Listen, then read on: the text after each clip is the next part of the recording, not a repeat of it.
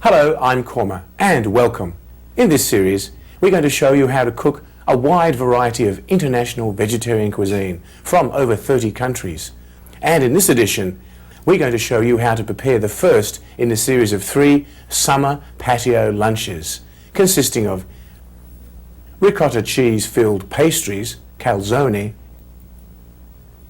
and Mexican chilled vegetable soup, gazpacho. So let's begin. Let's have a look at our scrumptious ingredients for these famous South Italian pastries, calzone. Here we've got some spinach that we've been chopping up. We're going to blanch it, and it'll end up being half a cup of chopped blanched spinach leaves.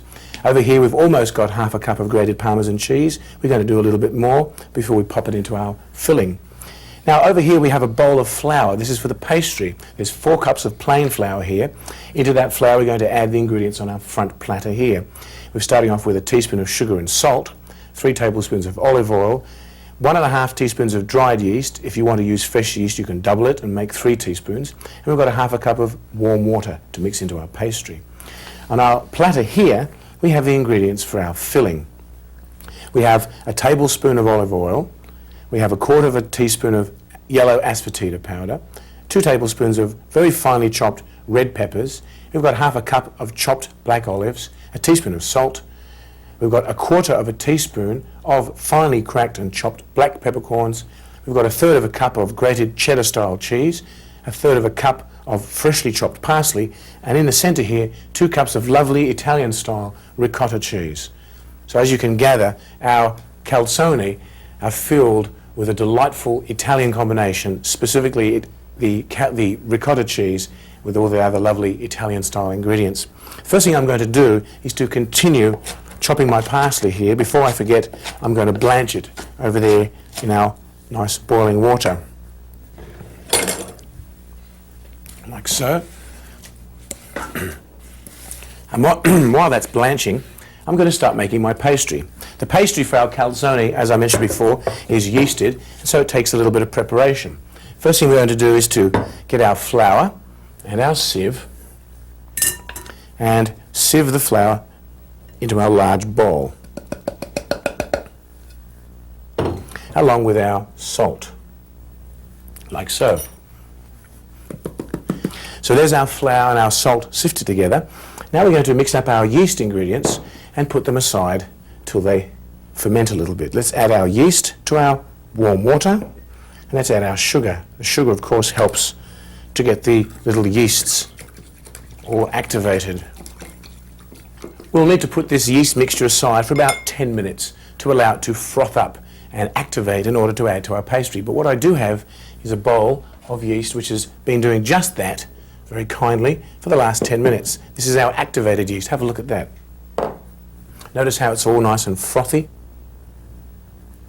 So the next thing we're going to do is to make our pastry. But before we do that, let's not forget our spinach over here, which has been kindly blanching itself for us, and it's in our pot of boiling water. Let's turn off the flame here and pour it in the sieve which I have sitting in the sink.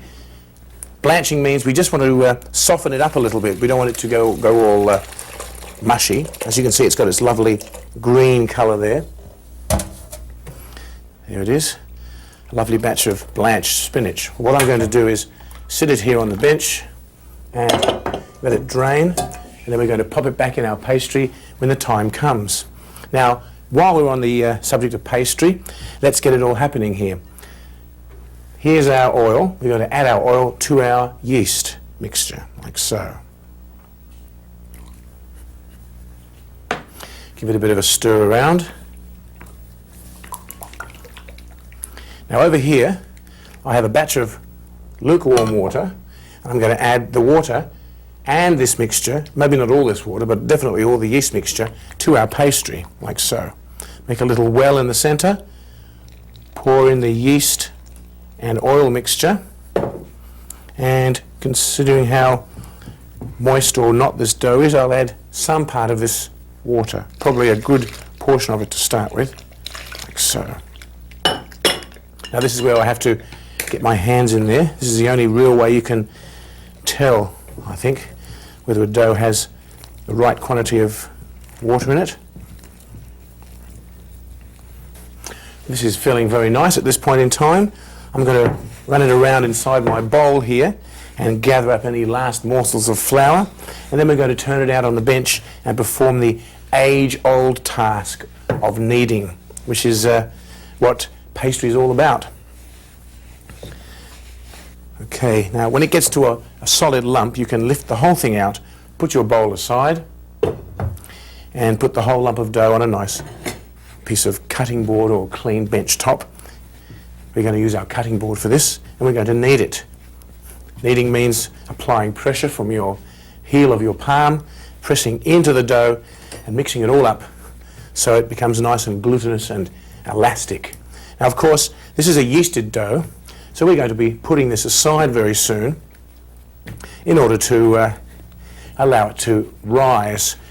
Actually, the whole rising process is a process whereby the little yeasts, they eat up all the carbohydrates that are in the flour, and they respire, I guess that's a polite word of saying it, they respire the carbon dioxide. That carbon dioxide then acts to push the dough up. Thus it becomes aerated. So when you have a look at a batch of dough that's been yeasted and allowed to rise, it's doubled in size because it's filled up with that carbon dioxide from the little respiring yeasts. So we need to knead our dough for about 5 minutes now. Do you want to stick around and watch me knead my dough? Maybe not. Well, look, I'm going to be right here kneading my dough. Why don't you pop back in 5 minutes? Well, I've been kneading here for actually 8 minutes. You're a bit late coming back. What happened? This is very nice and soft. In fact, this is what I would call a perfecto batch of dough. Very smooth and light. You can toss it around. I'm not going to start showing off or anything, but it's very nice. What we're going to do now is to pop it aside. But before we do that, there's a few little tricks you might like to know. Get a bit of oil, rub it all over the dough. I've got a bit of oil over there. A little bit of olive oil. Whatever bowl you're going to put it in, take a little bit of oil and rub the bowl with oil. This means that the dough doesn't stick to your bowl and you can take it out very easily. Over here I've got some plastic wrap. It's going to tear off a little sheet or two, like so. Place the plastic wrap, if I haven't lost it, no, here it is, over the bowl, like so. And we're going to put it in a warm place. Well, this whole kitchen is hot today, so I'm just going to sit it where, maybe just over there. So we're going to leave our dough over there, keeping warm and swelling up for about half an hour, maybe even more, until it's doubled in size. In the meantime, we're going to make our filling for our calzone. Over here we have our frying pan. I'm going to put a little flame underneath there, like so. We're going to saute up a few ingredients. Let's pop our olive oil in there, shall we? And we're going to saute our yellow asafoetida powder. This is my little addition to the recipe, just until it crackles a little bit like this. Lovely fragrance here. Let's add our red peppers.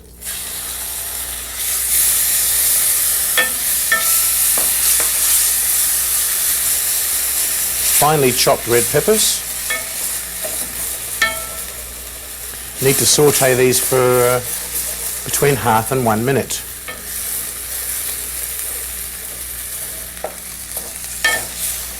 Like so, or until they become aromatic. Let's add our olives.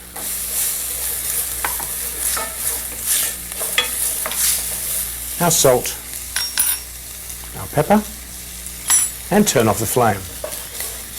And that's it. That's as much cooking as this filling is going to need. But what I'm going to do now the flame is off, I'm going to add some of my other ingredients and mix it all up right there on the spot.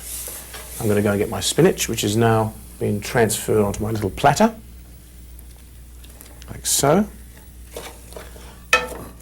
Fold in our spinach. I've got our cheddar cheese, cheddar style, our parsley, and our ricotta cheese, like so. Lovely smooth ricotta. Very favourite Italian style cheese this. We're going to fold all this in together. It's smelling very, very aromatic. If you like, you could add basil and other things, but I've just kept this one very simple. Simple and tasty. So there we go, that's all folded in. One last thing, of course, that's our Parmesan cheese. Well, I was halfway through grating it when we started. Let's continue on, shall we? A lovely block of real Parmigiana. We've got our lovely Italian cheese grater here. Let's grate a little bit more, shall we? These are great for grating, if I could use that pun.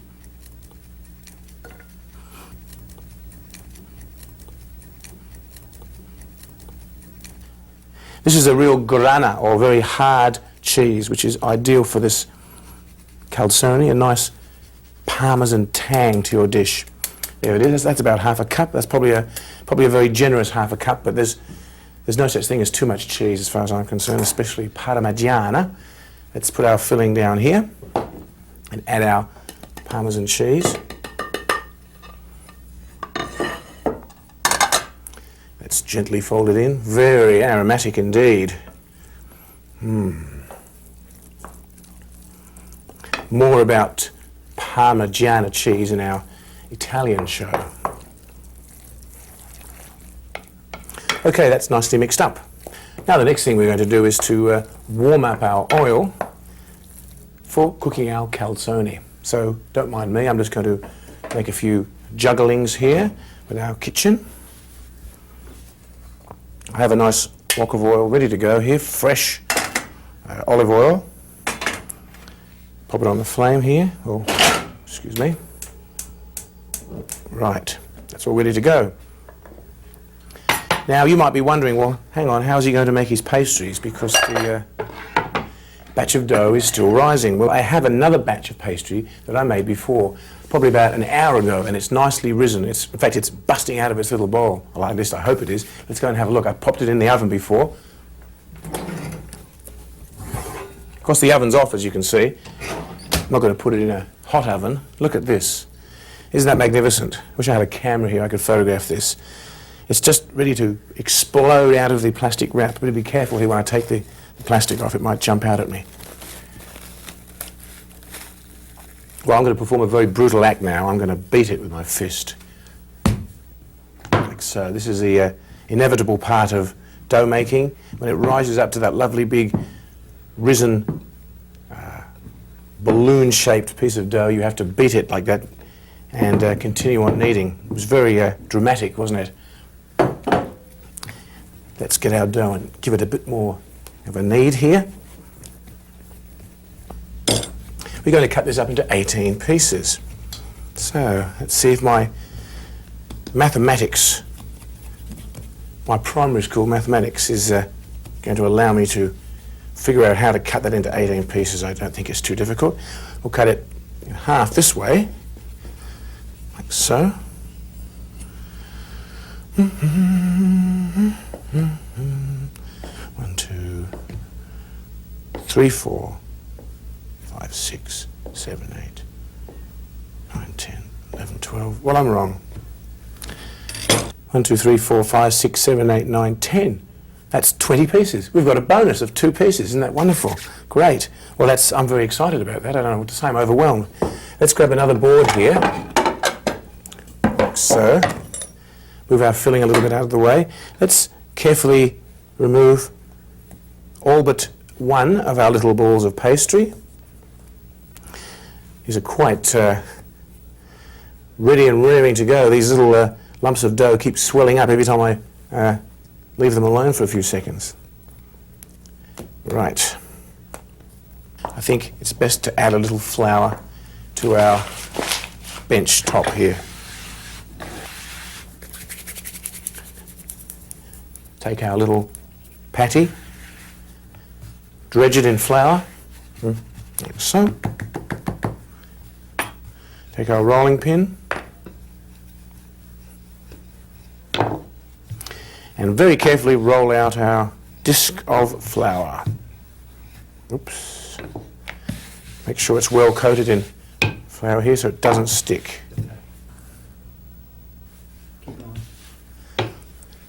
Make sure it doesn't stick by rolling it in ample flour. Not too much flour though. That's just about right. Now let's take a little bit more. Take some filling and pop it in the center.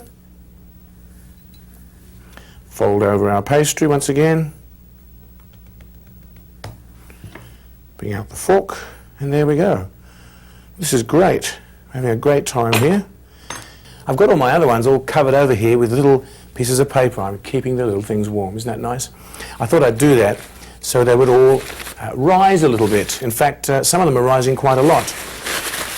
If you recall, there's yeast in all of them, so they're swelling up. And that gives an extra lovely fluffy texture to these pastries. They're lovely, flaky, and beautiful. Let's take about 6 over to our hot oil now, shall we? Let's get some of the ones that have puffed up the most. They were the ones we rolled first. Our ghee's on 180 degrees Celsius, that's 355 degrees Fahrenheit, so let's get frying, shall we? Slide them over to our oil, and let's lower them in. You'll need a few pieces of equipment here, a colander with some paper towels, a slotted spoon, and a big thing like this to get them all out with at the same time. So, let's begin. Slide them in. Number 1, number 2. They're beautiful. Look at them swelling up. And we hope they're not going to split open. Usually they do really well.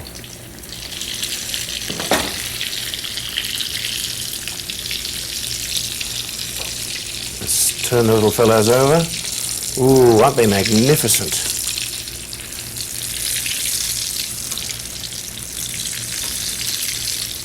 Beautiful aroma of olive oil here wafting into the kitchen. It smells like an Italian kitchen. Well, don't these look absolutely magnificent? We've got them in our little picnic basket here, and we're going to bring them out there nice and warm to the patio. Everyone's waiting with spoons and forks in hand. This is the ideal thing for a summer patio lunch. Ricotta cheese filled with pastries from the south of Italy, calzone.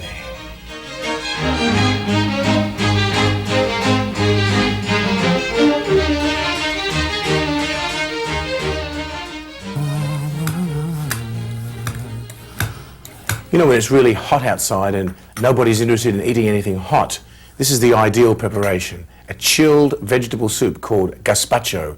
Very, very famous in Spain. It enjoys great popularity everywhere. In fact, there's as many recipes for gazpacho as there are Spanish villages. I'm making this batch of gazpacho with a selection of nice cooling vegetables. We've got cucumber, tomatoes, green peppers, fresh herbs, tomato juice, and other lovely ingredients. There's really no hard and fast rules when making gazpacho. The most important thing is that everything should be nice and cold, and everything should look very, very colourful and crisp and crunchy. Although those vegetables that I mentioned are probably the most common. It's hard to describe gazpacho. It's sort of a soup salad. Some people call it a liquid salad. All I know is it's very, very refreshing and very, very delicious. So I'm going to continue cutting up my vegetables here before I go through and describe to you exactly what's in it. So let's actually examine our ingredients here close up and see exactly what we're making today. Over here on our platter here we have the vegetables that I've just been chopping up. This is 2/3 of a cucumber, this is 1 tomato, and this is all but a little bit of a green bell pepper. Each of these has been chopped into little 1/4-inch cubes. This is going to be blended up. On our plate over here we have the leftovers of those vegetables that wasn't used in the bulk of the soup. This is reserved for putting on top of the soup in little pieces. These aren't going to be blended up. This is 2 tablespoons of bell peppers into cubes. This is the 1/3 of the cucumbers, and this is another tomato. And here we have a tablespoon of olive oil and a little bit of yellow asafoetida powder. That's 1/4 of a teaspoon of yellow asafoetida powder. Now on our plate back here, we have the rest of our ingredients. We have a tablespoon of nice virgin olive oil, a teaspoon of salt, a tablespoon of nice freshly squeezed lemon juice, 2 teaspoons of nice honey, half a teaspoon of dried dill powder, 1/4 of a teaspoon of cayenne pepper, gives it a nice hot flavour, 2 tablespoons of homemade eggless mayonnaise, and in the centre here 2 cups of tomato juice. And on my cutting board I'm just about to pop into my bowls here 2 tablespoons of parsley that I've just finished chopping up, and that can go over here, and 2 tablespoons of fresh coriander. So the first thing we're going to do is go over to our blender here with our large platter and start putting a few things in. Well, first of all we're going to put our vegetables in there. So we've got our bell peppers, green peppers, and our tomato cubes, and our little bits of cucumber, like so. Well, most of it went in. Now, these are actually going to be used for garnish. We'll pop those over there. We've got our olive oil, lovely rich flavour of olive oil, a little bit of eggless mayonnaise. This is one of my secret recipes. Actually, it's not a secret. It's there in my cookbook. I've got a selection of eggless mayonnaises. Some nice lemon juice. It gives it a little bit of a tang. The required quantity of salt. Some honey. Nice natural sweetener. This is clover honey. Nice mild flavoured honey is required. We've got a nice dried dill. I remember making this once in Australia, and I used Tasmanian leatherwood honey. For those of you who aren't from Australia, you're probably not familiar with that, but Tasmanian leatherwood honey is super strong. And I remember eating this gazpacho and I could very distinctly taste the honey. So whatever honey you're using, it should be a mild flavoured honey, or if you like you can use a little bit of raw sugar, or you could miss the sweetener out altogether. And here's our cayenne pepper or chili powder, more or less according to taste. That's 1/4 of a teaspoon for just a little bit of a heat sensation. And here we've got our tomato juice. I'm not going to add it all, just in case this whole thing decides to burst out the top, because I can't find the little knob that goes in the top. Isn't it frustrating? Do you always lose your little knob for your blender? Maybe not, but I always do. Doesn't sound too good.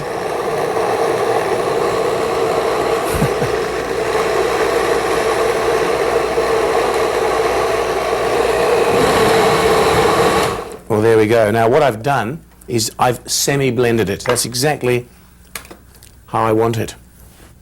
There should be a few little lumps in there, and I hope they're still there. Oh yes, it's nice and chunky. This is a real gazpacho. Oh, lovely. Notice all those little chunks in there. That's a really nice gazpacho style. Semi-pureed, but quite chunky. Just how I like it. I'm going to add the rest of my tomato juice, like so. Give it a stir up. Now we're going to prepare our garnish. So let's go over to the stove, shall we? Over here I have a nice cast iron frying pan. It's one of my favourites. It's very, very handy for frying, sautéing spices. I'm going to add my olive oil at this stage. Nice virgin olive oil. I'm going to add, at this point, my yellow asafoetida. Gasp, horror.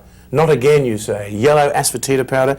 You must use that in everything. Well, I'm not putting it in my ice cream today, if that makes you feel better. But yes, I do like using yellow asafoetida powder.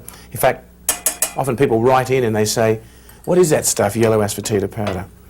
They were inquiring at the local fruit shop or something and they couldn't find it. Of course, you have to know where to go. Indian shops always have yellow asafoetida powder. Well, look, I'm just sautéing it for a few seconds there.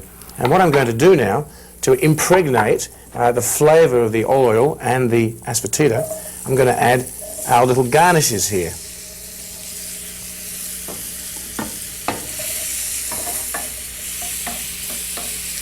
Well, it only takes a couple of seconds to saute these up, just to get that flavour in there. We'll turn off the flame at this point, and we'll bring these over to the bowl of gazpacho, and we'll, as they say in Australia, bung it in, like so. Now this adds that lovely chunkiness to your gazpacho. So you've got a combination there of big chunks, little pieces, and a nice soup. That's why this is called a liquid salad. See, it's in between a soup and a salad. Out the back, you can have this sitting in the fridge or even in the freezer, and you can run out batches of it. But let's ladle this into our bowl here. This is going to keep really chilled, even though it's hot outside and the mosquitoes are buzzing around. Well, hopefully there's no mosquitoes. Like so. Sprinkle a little bit of parsley garnish there, and a little bit of coriander garnish. And there you have it, a lovely chilled batch of liquid soup extraordinaire gazpacho.